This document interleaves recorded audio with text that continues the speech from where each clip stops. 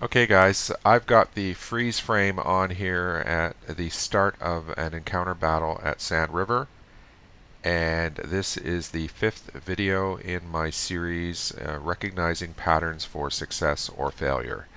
And in this particular battle, one of my platoon mates said that he was going to go somewhere, and I said no.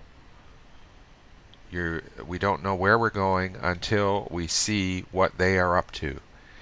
And this is a very common thing for people to have a fixed idea, a preconceived notion, and they fail to react to developments. And if you can get rid of that habit, it'll be good for you. So I'm going to turn the camera around here, and I'll admit that this encounter at Sand River is very unfair to the enemy team because it's practically if you win the battle, it's the easiest scout medal in World of Tanks right now. It doesn't matter which side you're on because you cannot fail to light up most of the enemy and get a very good idea of what they're up to.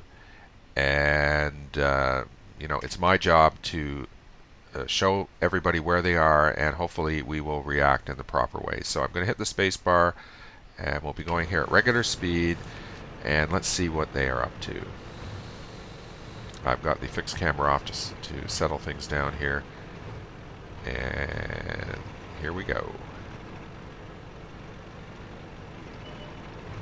Okay, so the quick count is very favorable for wiping those guys out. It's a Chiha, Wolverine, and a Dicker Max, and a Crusader and a Hellcat. So at this point, I think I started basically saying to KZ Bay and Barnes that those guys are doomed.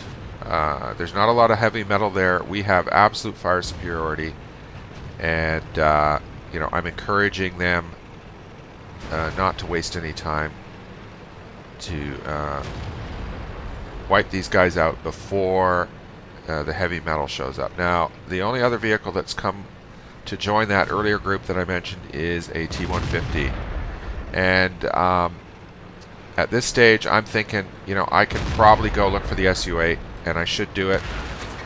And I get hit here by the T-150. I use my repair kit. I get going again. My acceleration is poor in this tank, but what can you do?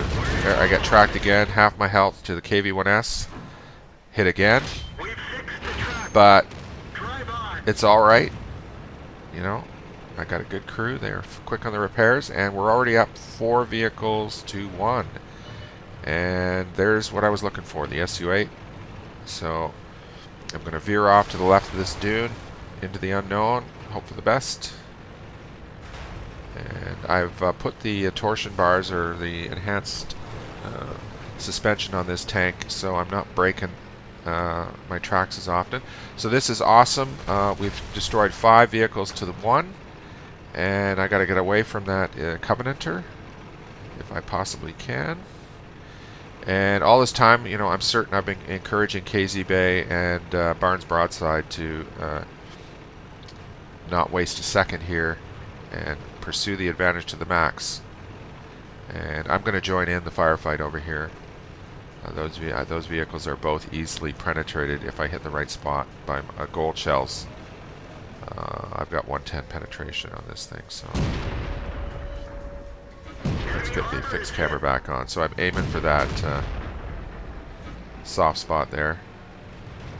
Okay, now as you can see, it's not as one-sided now as it was shaping up to be earlier. But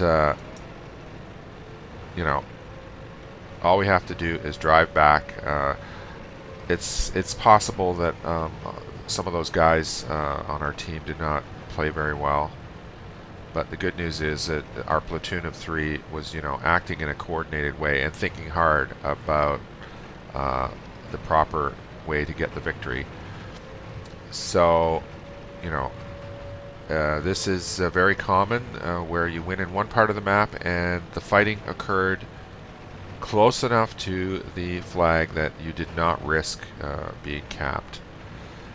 So this is I've used the expression timing battle, where you're conscious of the clock and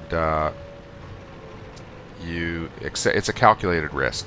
You fight in one part of the map, achieve an overwhelming success, and then return to another part of the map and finish the fight there. So, you know, this is awesome.